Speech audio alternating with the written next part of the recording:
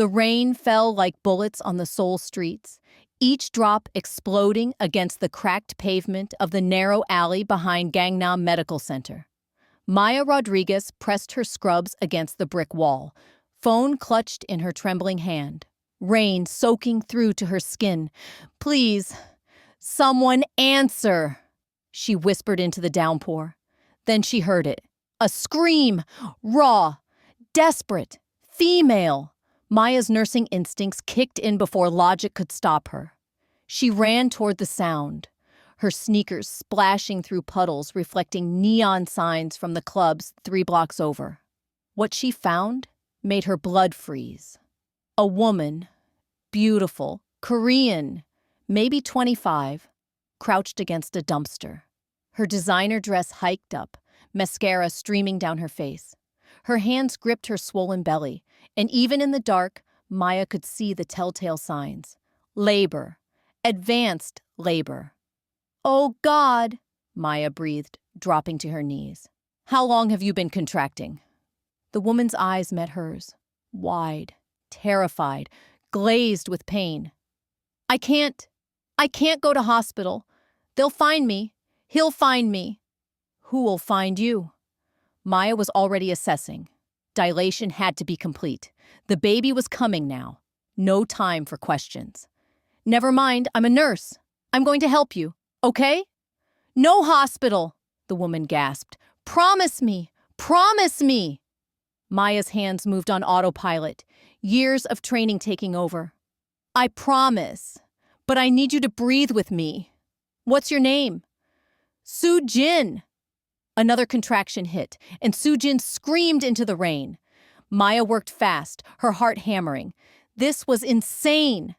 Delivering a baby in an alley in the rain, but she'd seen worse during her clinicals in the ER. She could do this.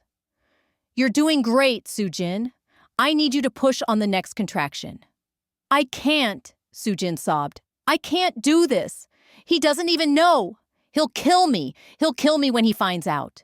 "Focus on me," Maya commanded, her voice steady despite the chaos. "Right now, the only thing that matters is this baby. Push." Soo-jin pushed, and then Maya's world tilted. "Wait," she breathed, her hands trembling as she delivered the first baby. A boy, tiny, perfect, crying into the rain. "Soo-jin, there's another one. You're having twins." "What?" Soo-jin's face drained of color. "Twins?" "Push again. Now."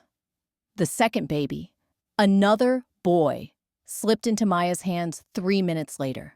She worked through the cord clamping, the cleaning, the assessment, all while rain pounded them mercilessly. Both babies were small but breathing, crying, alive. Miracles in an alley. "They're beautiful," Maya whispered, wrapping them in her jacket and a blanket she'd yanked from her backpack. "Soo-jin, they're perfect." But when she looked up, Soo-jin's face had gone gray. Hemorrhage.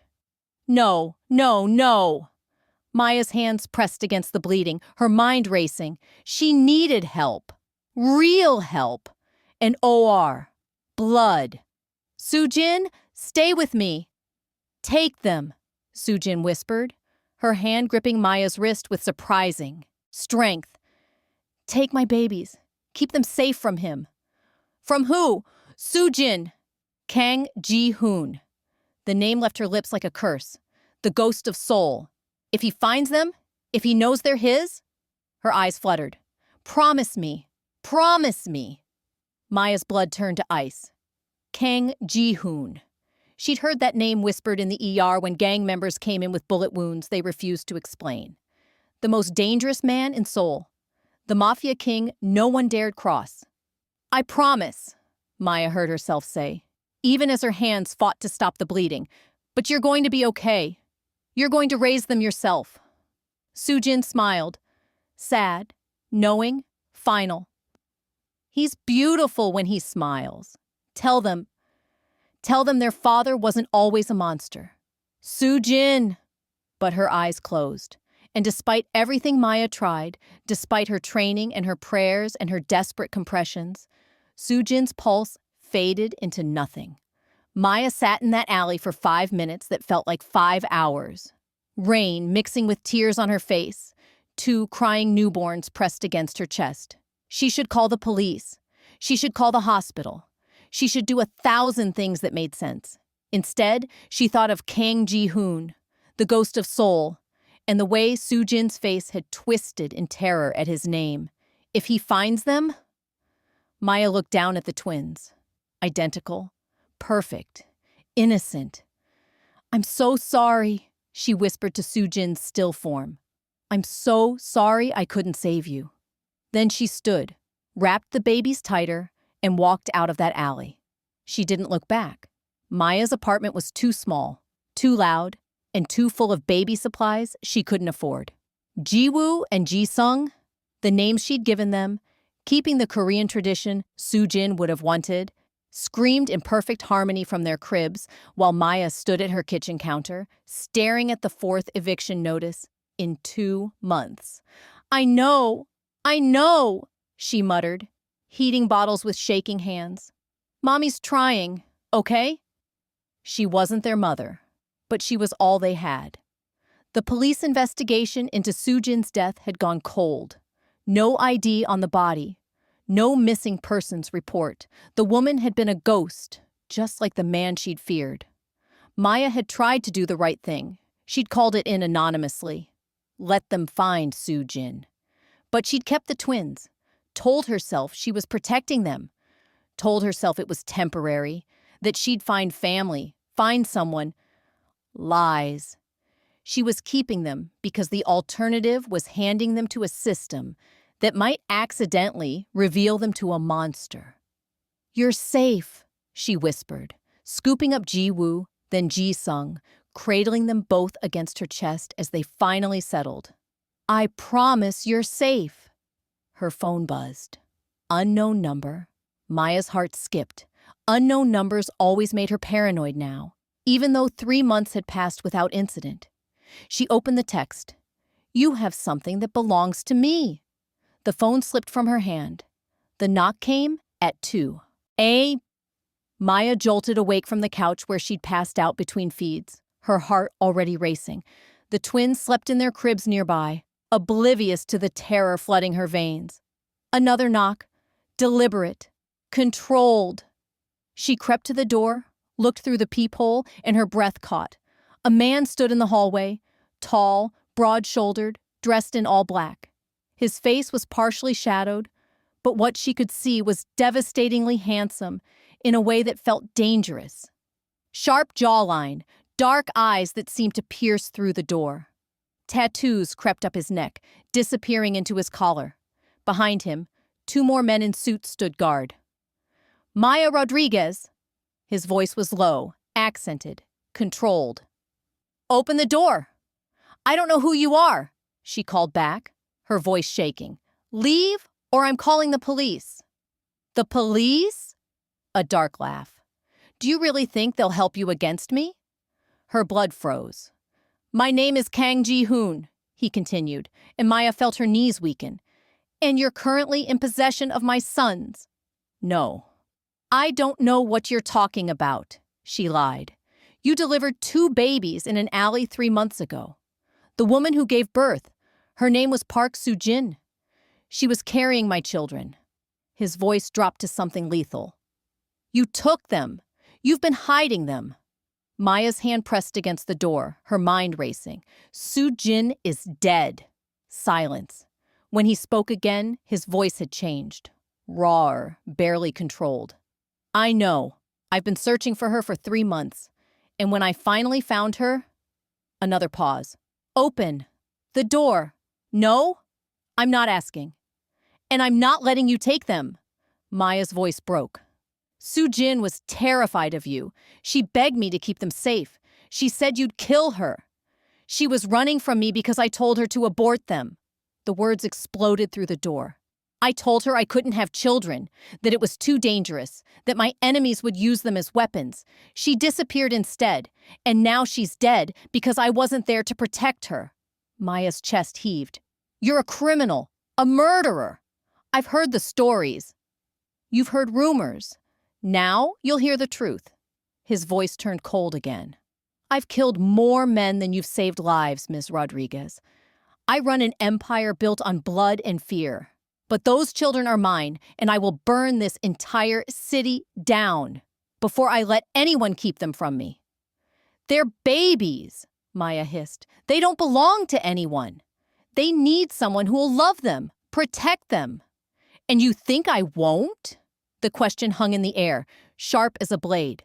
Open this door and look me in the eye when you tell me I'm incapable of loving my own sons.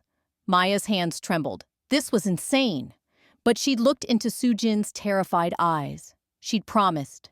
If I open this door, she said slowly, you'll take them, and I'll never know if they're safe. If you don't open this door, I'll break it down, and you'll face charges for kidnapping. You can't prove they're yours. DNA test. 3 days. His voice was certain. I have Soo-jin's body. I have resources you can't imagine. Fight me, and you'll lose everything. Your career, your freedom, your chance to ever see them again. Tears burned Maya's eyes. Open the door, Ji-hoon said again, softer now. Let me see my sons. Against every instinct screaming at her to run, Maya unlocked the door. Kang Ji-hoon was more terrifying in person. He stood at least 6'3", his presence filling the entire doorway.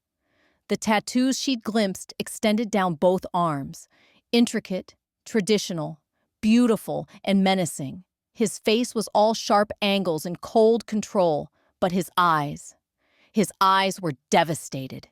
He stepped past her without waiting for permission, his gaze sweeping the tiny apartment before landing on the cribs in the corner. Maya watched him approach them slowly, like he was afraid they'd disappear. He stopped at the edge of the first crib, looking down at Ji-woo sleeping peacefully, and Maya saw something she hadn't expected. His hands were shaking. Which one? His voice was barely a whisper. What? Which one is which?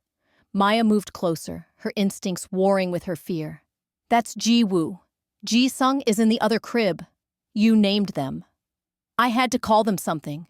Ji-hoon reached down, his large hand hovering over Ji-woo's tiny head, not quite touching. Ji-woo, Ji-sung, wisdom and success? He closed his eyes. She would have liked those names. The grief in his voice cracked something in Maya's chest. Did you love her? The question escaped before she could stop it. His eyes opened, dark, endless, haunted. I destroyed her. Love isn't the word for what I did to Soo-jin. Then why do you want them? Because they're mine. He finally touched Ji-woo's head, his fingers impossibly gentle. Because Soo-jin died believing I'd hurt them. And I need to prove her wrong, because I'm tired of destroying everything I touch. He turned to face her fully, and Maya felt the weight of his attention like a physical force. You saved their lives, he said. Soo-jin would have died in that alley, and my sons with her. You gave them 3 months of safety, of care. For that, you have my gratitude. I don't want your gratitude. I want to know they'll be safe. They'll be safer with me than anywhere else in this world. You're a mafia boss. Yes? No apology, no justification. And that means I have the resources to protect them from anyone who'd use them against me. It means they'll never want for anything. It means they'll grow up in a world where they're untouchable. It means they'll grow up surrounded by violence, Maya countered. It means they'll grow up alive. His voice hardened. The moment my enemies discover I have children, they'll be targets. The only way to keep them safe is to make it clear that touching them means death. Maya's hands clenched. That's not a life. It's the life they were born into. He stepped closer, and Maya fought the urge to retreat. But I'm not unreasonable, Ms. Rodriguez. You clearly care about them. So I'm going to make you an offer. What offer? Work for me. Maya's jaw dropped. Excuse me? You're a nurse. They need medical care, someone who understands their needs. You've been their mother for 3 months. They know your scent, your voice. His eyes bore into hers. Come live in my home, care for my sons, And in exchange, I'll pay you more than any hospital ever would, and you'll have the security of my protection. You want me to work for you? The ghost of Seoul? I want you to help me raise them. Something flickered in his expression. I don't know how to be a father, but you? You ran into an alley in the rain to save a stranger. You sacrificed everything to protect children that weren't yours. That makes you exactly who they need. Maya's mind reeled. This is insane. Yes? I'd have to quit my job. Leave my life. Your life is an eviction notice and debt you can't pay. His voice was blunt, factual. I've had you investigated, Ms. Rodriguez. You're drowning. Let me throw you a lifeline. A lifeline made of blood money. Blood money that will keep my sons alive. He moved closer still, and Maya could smell his cologne. Expensive, dark, overwhelming. You can hate me. You can judge me. But you can't deny that together, we're what they need. I'll keep them safe from the world. You'll keep them safe from me. Maya looked at the twins, sleeping peacefully in their cribs. She thought of Soo-jin's dying words. She thought of the eviction notice, the debt, the impossible choice between paying rent and buying formula. If I say yes, she whispered, I want full medical authority over them. No one touches them without my approval. And if I ever think you're putting them in danger, you'll leave, and I won't stop you. He held out his hand. Do we have a deal? Maya stared at his hand. Large, scarred, dangerous. Then she took it. 3-month trial, she said firmly. If this doesn't work, I'm taking them and disappearing. His lips curved into something that wasn't quite a smile. You can try. Ji-hoon's home was a penthouse that occupied the entire top floor of Seoul's most exclusive building. Maya stepped out of the private elevator with a twin in each arm, her jaw dropping as she took in the space. Floor-to-ceiling windows overlooked the city lights. Marble floors, modern art on the walls, furniture that probably cost more than her entire apartment building. Guest rooms are down that hall, Ji-hoon said, his voice echoing in the cavernous space. I've had one converted into a nursery. Everything you requested has been delivered. Maya walked to the nursery and stopped dead. 2 cribs, top of the line, hospital grade, a changing table stocked with every supply imaginable. Monitors, warmers, a rocking chair that looked like it cost more than a car. You did all this in 3 hours? She breathed. I have resources. He appeared in the doorway behind her. And motivation. Maya gently laid the twins in their new cribs, watching them settle without waking. They looked impossibly small in this massive space. They'll adjust, Ji-hoon said quietly. Children are resilient. They're 3 months old. They need routine, stability, familiarity. Then you'll provide it. He moved to stand beside her, looking down at his sleeping sons. What else do they need? Maya glanced at him. In profile, his face was all hard lines and shadows. But the way he looked at the twins? Love, she said softly. They need to know they're loved. I don't know how to do that. The admission was so raw, so honest, that Maya felt her guard crack slightly. You learn, she said. You hold them. You talk to them. You show up every day, even when it's hard. I've killed men for looking at me wrong. His voice was emotionless. I've built an empire on fear. Love isn't in my skill set. Then you'll have to develop a new skill. Maya turned to face him. Because they deserve better than a father who sees them as possessions. His eyes snapped to hers. Dark, dangerous. Careful, Ms. Rodriguez. You're speaking to me like you're not afraid. I'm terrified, she admitted. But someone needs to tell you the truth. For a long moment, he just stared at her. Then, unexpectedly, he laughed. Low, dark, genuine. Soo-jin would have liked you, he said. She never backed down either. The mention of Soo-jin hung between them, heavy with grief and guilt. Tell me about her, Maya said impulsively.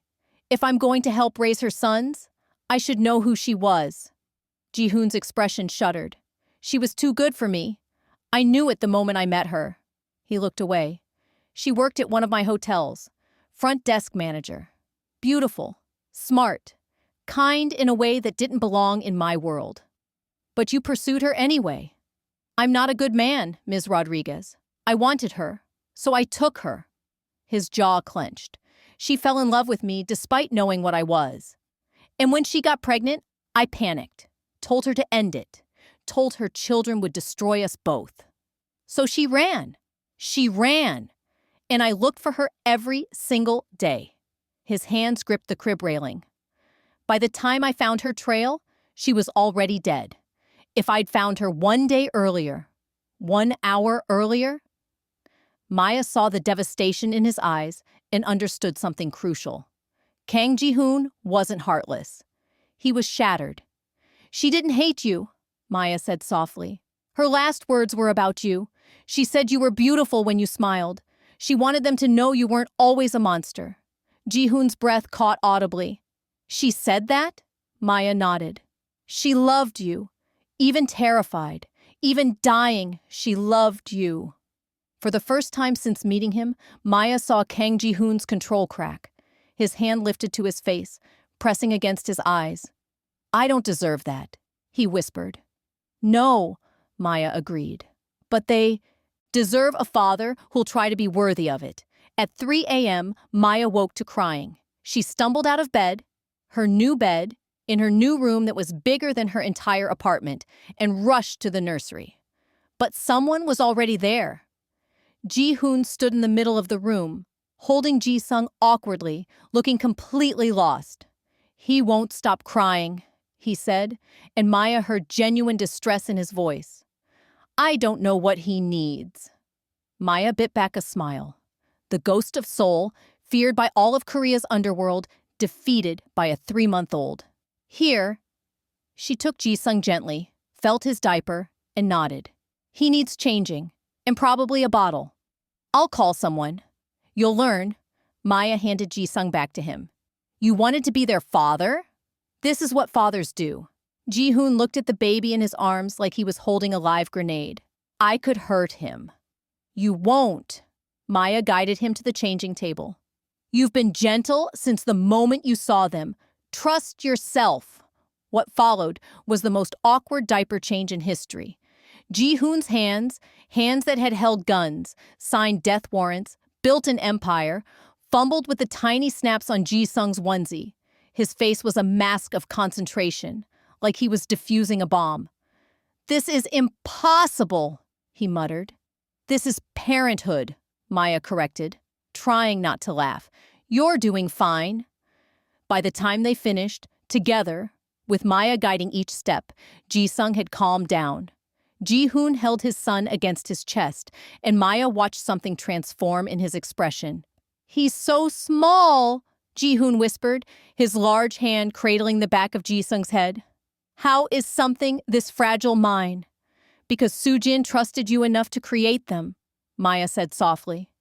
Even when she was afraid. Ji-hoon looked up at her, and in the soft glow of the nursery nightlight, he looked younger, vulnerable. I'm going to fail them, he said.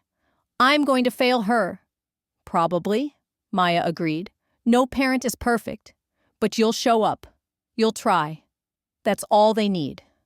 Ji-sung yawned, his tiny hand curling around Ji-hoon's finger. And Maya saw the exact moment Kang Ji-hoon fell in love with his son.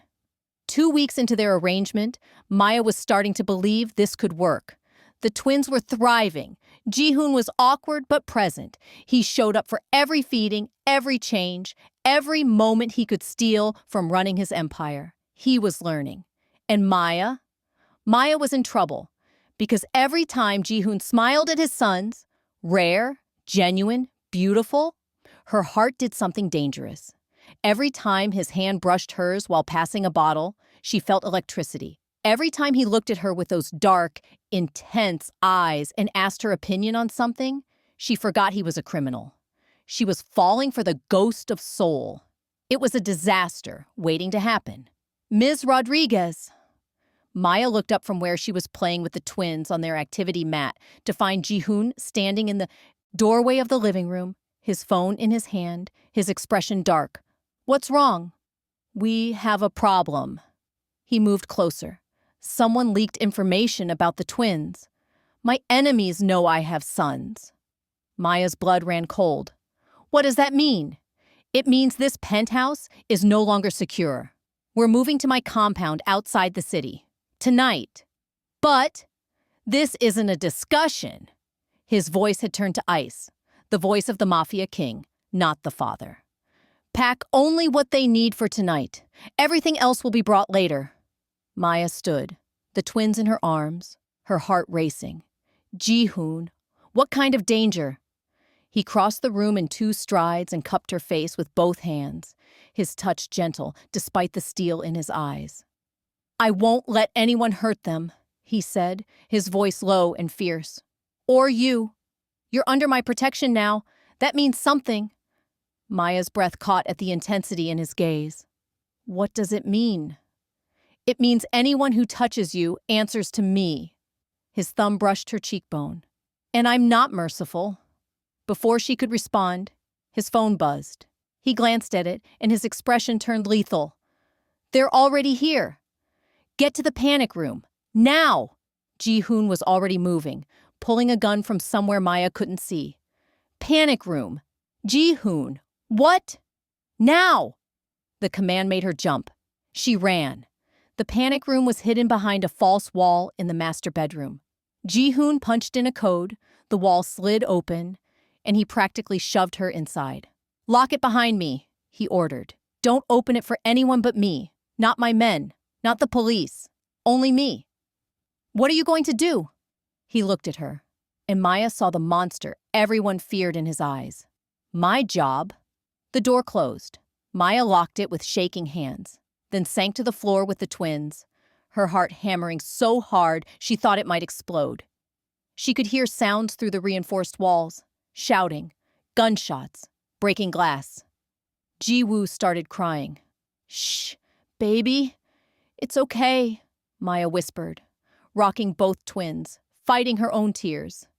"It's going to be okay." More gunshots, a scream, silence. Maya didn't know how long she sat there, holding the twins, praying to anyone who would listen that Ji-hoon would survive this. Then, a voice through the intercom. "Maya!" Ji-hoon's voice, rough and tired. "It's over. Open the door." She did. Ji-hoon stood on the other side, blood splattered across his white shirt, his face cold and empty. "Are you hurt?" Maya asked immediately, her medical training kicking in. "Not my blood." He looked past her to the twins. "Are they?" "They're fine. We're fine." Maya studied his face. "How many?" "6 men. All dead." He said it like he was reporting the weather.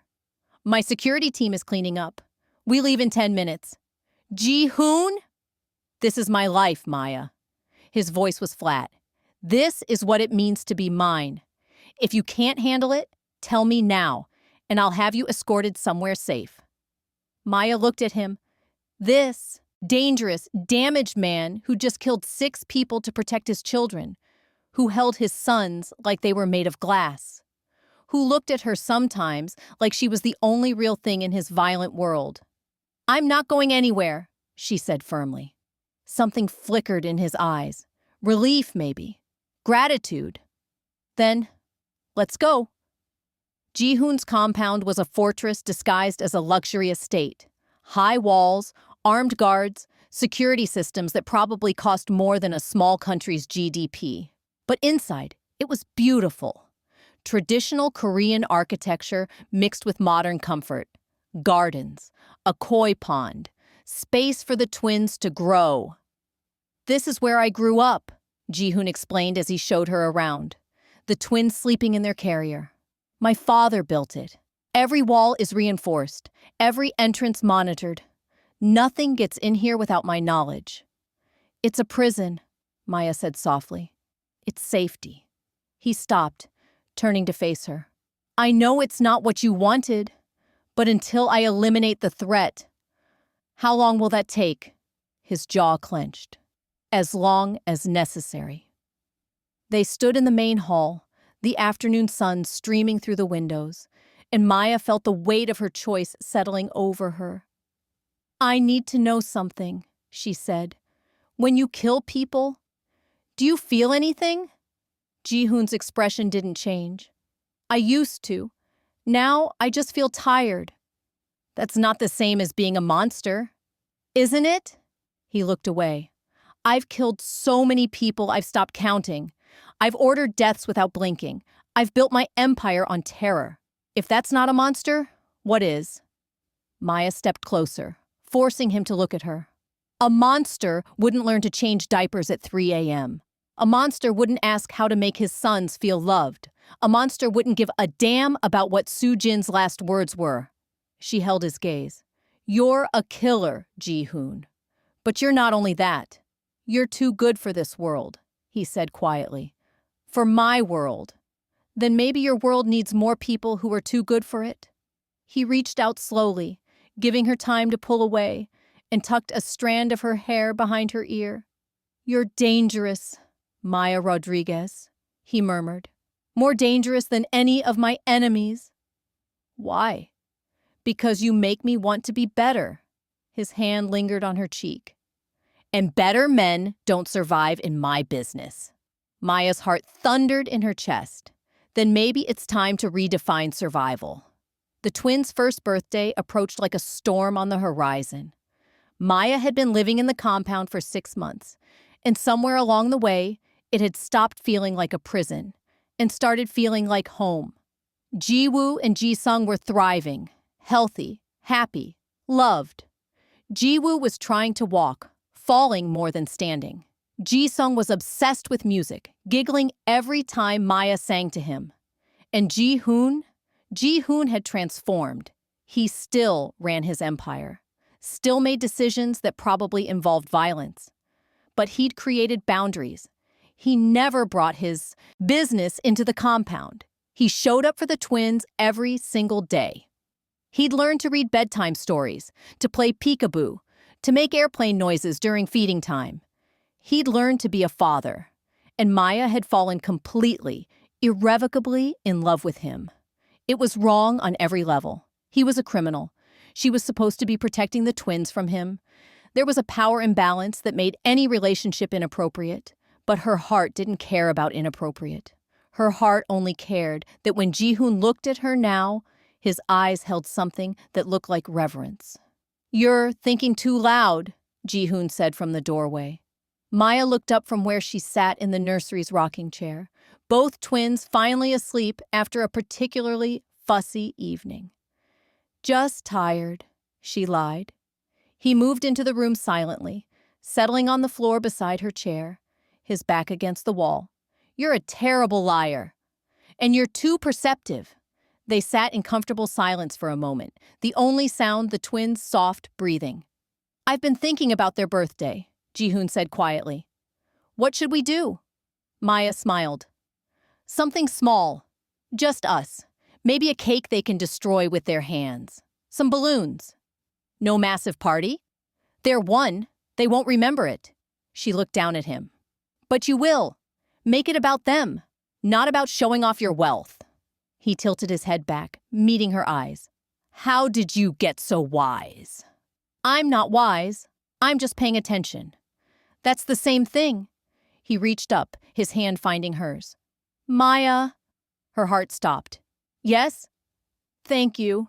His voice was rough with emotion. "For staying. For fighting me when I'm wrong. For loving them when I didn't know how." "Ji-hoon, let me finish." He squeezed her hand. "You came into my life in the worst possible way. You had every reason to hate me, to fear me, to run, but you stayed. And you've given my sons something I could never give them alone." "What's that?" "A chance at normalcy, at love without conditions, at knowing they're wanted for who they are, not what they represent." He stood, pulling her up with him, his hands settling on her waist. "You've given me that too." Maya's breath caught as he stepped closer, his body warm against hers. "This is dangerous," she whispered. "I'm dangerous." His hand cupped her face. "But I've never been more afraid of anything than I am of losing you." You don't have me to lose. Don't I? The question hung between them, heavy with possibility. Maya knew she should step back, should remind him of all the reasons this was wrong, should protect herself from the inevitable heartbreak of loving a man who lived in the shadows. Instead, she leaned in. "We can't," she breathed, even as her hands came up to grip his shirt. "I know." His forehead rested against hers.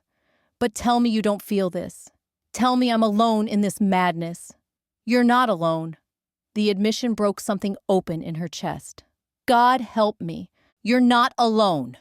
Ji-hoon's control snapped. He kissed her like she was air, and he was drowning, desperate, consuming, reverent. Maya kissed him back with 6 months of suppressed longing, her hands tangling in his hair, her body pressing against his. When they finally broke apart, both breathing hard, Ji-hoon rested his forehead against hers. "I don't know how to do this," he admitted. "Relationship, love, any of it." "Neither do I." Maya laughed shakily. "I'm in love with a mafia boss. That's not exactly in any relationship handbook." "You love me?" The vulnerability in his voice undid her. "Terrifyingly, completely, stupidly." She met his eyes. "I love you, Kang Ji-hoon. I love who you are with them. I love who you're trying to become. I even love the parts of you that terrify me." He kissed her again, softer this time. "I love you," he whispered against her lips. "I don't know what that means for someone like me, but I love you." The twins' first birthday was perfect, small, intimate. Just the 3 adults and 2 cake-covered babies laughing hysterically as they destroyed their individual smash cakes. Maya took 1,000 pictures. Ji-hoon smiled more in one afternoon than she'd seen in 6 months. The twins were deliriously happy. It was perfect. Until Ji-hoon's second-in-command, Tae-won, appeared in the doorway with a grim expression. "Boss," he said quietly, "we have a situation." Ji-hoon's expression shuddered. He looked at Maya, conflict clear in his eyes. "Go," she said. "I'll handle things here." He kissed her forehead, a gesture that had become natural in the past month, and followed Tae-won out. Maya distracted the twins with toys while she cleaned up cake, trying not to worry about what situation meant. An hour later, Ji-hoon returned. He looked like he'd aged 10 years. "What happened?" Maya asked immediately. "The man who leaked information about the twins." Ji-hoon's voice was flat. "We found him." "And?" "He's one of mine. Has been for 5 years." He sat heavily on the couch, his head in his hands. "Someone I trusted. Someone who knew everything." Maya sat beside him, her hand on his back. "What did he say?" "That there's a bounty on the twins. $2 million to whoever delivers them." He looked up, and Maya saw fear in his eyes. "Maya, every small-time criminal in Seoul will be looking for them. And for you." Her blood ran cold. "What do we do?" "I'm eliminating the threat. All of it." His voice turned lethal. "Everyone who knows about the bounty. Everyone who might come after my sons. I'm burning it all down." "Ji-hoon, you can't kill everyone." "Watch me." He stood. "I've spent 6 months trying to be better, trying to give them a normal life. But normal doesn't exist in my world. The only way to keep them safe is to remind everyone exactly what happens when they threaten what's mine." "And what about them?" Maya gestured to the twins. "What about the father you've been learning to be?" "That father still exists, but so does the ghost." He looked at her. "I need you to trust me." "I do trust you, but no buts." He cupped her face. "I will keep you safe, all of you, even if it costs me everything." Then he was gone. For 3 days, Seoul's underworld burned. Maya watched the news reports with growing horror. Gang violence, unexplained deaths, buildings on fire. The ghost of Seoul was reminding everyone why they feared him. And Maya was trapped in the compound with 2 babies who didn't understand why their father hadn't come home. On the 3rd night, Taiwan appeared at her door. Ms. Rodriguez, the boss needs medical attention. He refuses to go to a hospital. Maya's heart stopped. Where is he? His private study. She handed the twins to the nanny Ji-hoon employed, a woman named Mi-sun, who'd been vetted more thoroughly than the president's bodyguards, and ran. She found Ji-hoon slumped in a chair, blood soaking through his shirt, his face gray with pain. "You idiot," Maya breathed, her training kicking in as she assessed the wounds. "You got shot. You got shot and didn't call me for 3 days?" "Had to finish," he mumbled. "Had to make sure." "Shut up!" She was already cutting away his shirt, cataloging the injuries. Gunshot wound to the shoulder, deep cut across his ribs, bruises everywhere. "Taewon, I need my medical supplies. Now!" What followed was the most intense hour of Maya's career. She extracted a bullet, stitched wounds, administered IV fluids and antibiotics. All while Ji-hoon drifted in and out of consciousness, muttering about threats and safety and keeping his promise. "You're not allowed to die," Maya told him fiercely as she worked. "You hear me? The twins need you. I need you." His eyes fluttered open, hazy with pain medication. "Love you," he slurred. "Loved you. From the first moment. You yelled at me." Maya's hands trembled. "Then stay alive so you can tell me that when you're coherent. Is it over?" His hand caught hers. "Did I? Is it safe?" "I don't know, but you need to rest." "Can't rest. Have to know. They're safe." "They're safe," Maya promised, tears streaming down her face. "I'm safe. We're all safe because of you. Now sleep." He did. Maya sat with him all night, monitoring his vitals, terrified every time his breathing hitched. This was what loving the ghost of Seoul meant. Violence, blood, the constant terror of loss. But when Ji-hoon woke the next morning, weak but alive, and smiled at her with such pure relief and love, Maya knew she'd make the same choice 1,000 times over. "It's over," Ji-hoon told her a week later, finally strong enough to walk without assistance.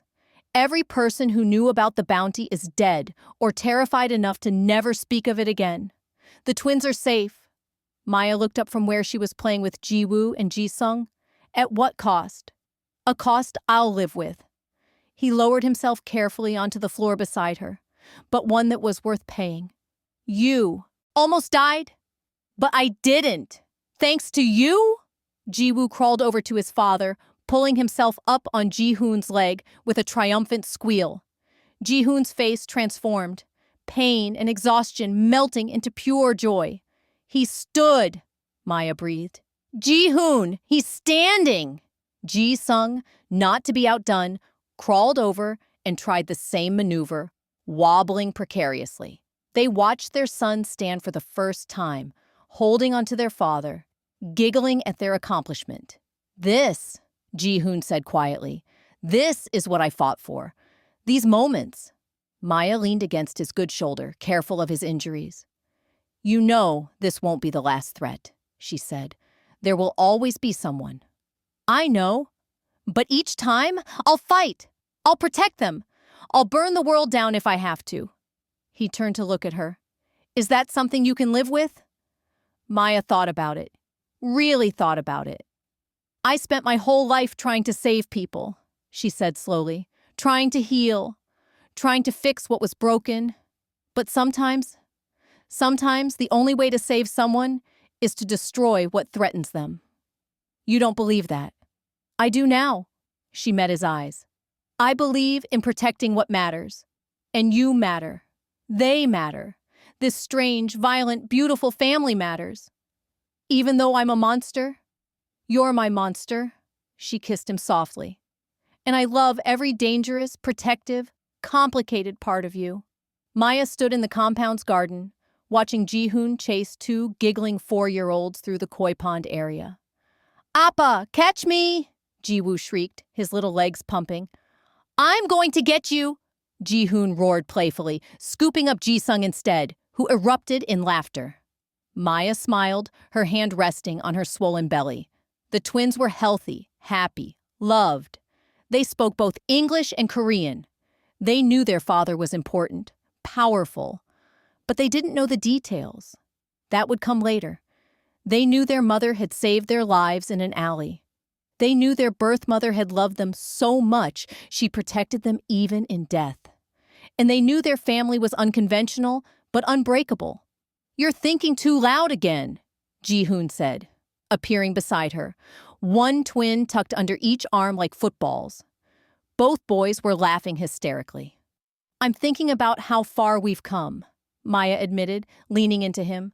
"We've come from an alley in the rain to this." He gestured at the garden, the compound, their life. "Sometimes I still can't believe it's real." "It's real," Maya kissed him. "Even when it's messy and complicated and terrifying, it's real." Ji-woo wriggled free and ran to Maya, pressing his ear against her stomach. "Is baby sister coming soon?" he asked seriously. "Soon," Maya promised, running her fingers through his dark hair that was so like his father's. "Can I teach her to fight?" Ji-sung asked, demonstrating a karate kick he'd learned from one of the guards. "Absolutely not," Maya and Ji-hoon said in unison.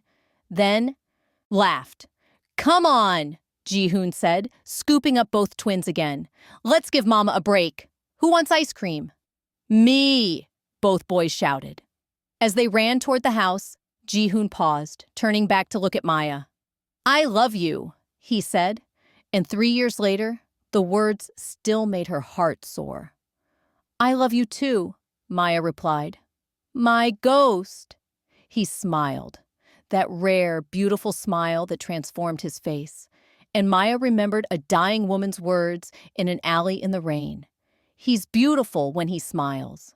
Sujin had been right, and Maya had spent 3 years making sure their sons knew exactly how beautiful their father could be. The rain had stopped long ago, but the family born in that alley thrived in the sunshine.